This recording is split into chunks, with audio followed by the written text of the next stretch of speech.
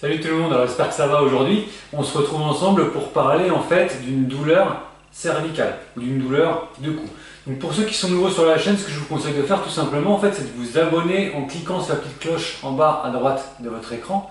N'hésitez pas non plus à partager cette vidéo si vous pensez qu'elle peut intéresser des gens autour de vous, à la liker, à la commenter pour nous faire part de vos expériences et à suivre toutes les vidéos qui sont en rapport avec le sujet. Vous verrez, c'est super intéressant. Je me présente, je m'appelle Cédric, je dirige Corporels et nous sommes spécialistes en fait dans la gestion des douleurs en entreprise.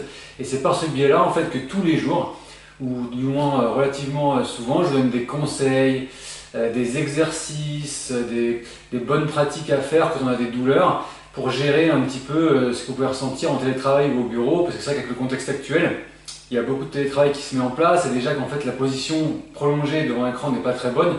Mais effectivement, quand on est en télétravail, ça peut être pire parce que parfois on n'a pas toujours le matériel ergonomique et la bonne position pour pouvoir travailler et échapper aux douleurs qui peuvent en découler.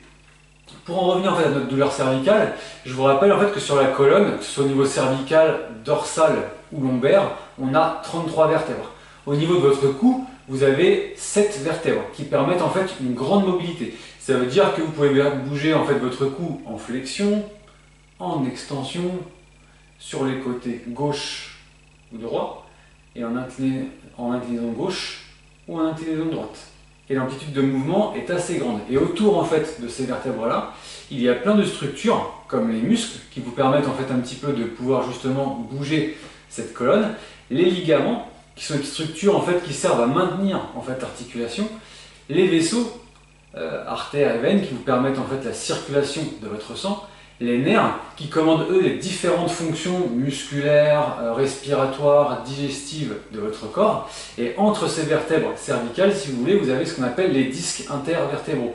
Ces disques intervertébraux, en fait, ce sont des structures qui servent vraiment à amortir les pressions au niveau de vos vertèbres. Et toutes ces différentes structures, en fait, peuvent être source de douleurs. Alors on va commencer un petit peu par détailler les douleurs que vous pouvez avoir dans les muscles.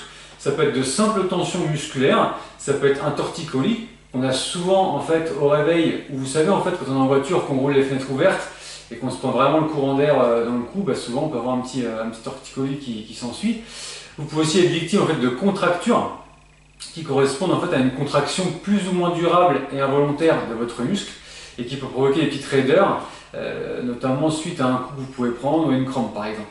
Dans ces cas-là, ce que vous pouvez faire, c'est mettre un petit peu de chaleur. En général, ça soulagera bien le phénomène. Vous avez ensuite les structures ligamentaires qui peuvent être lésées. Et quand un ligament est lésé, en général, on fait une entorse. Donc ça, c'est très souvent dû à un choc, comme à un accident, ou alors souvent lorsqu'on a pris une mauvaise position pour dormir, par exemple. Les nerfs aussi peuvent vous faire souffrir, avec ce qu'on appelle des paresthésies. Donc les paresthésies, c'est un nom un petit peu barbare. Vous savez, les sensations que ça donne, c'est les petits picotements qu'on peut ressentir ou les petits fourmillements dans les membres. Ça peut même aller jusque dans le crâne et dans le bras. Et dans ces cas-là, lorsque ça va dans le crâne, on peut appeler ça soit une névralgie d'Arnold, ou donc quand ça va dans le bras, on appelle ça une névralgie cervico-brachiale. Donc là, c'est encore un nom un peu barbare. En fait, si vous voulez, la névralgie cervico-brachiale, c'est comme une sciatique, mais du membre supérieur. C'est-à-dire que c'est une douleur à part de votre cou, descend dans l'épaule, et en fait chemine dans tout votre bras. Il peut y avoir aussi un syndrome canalaire.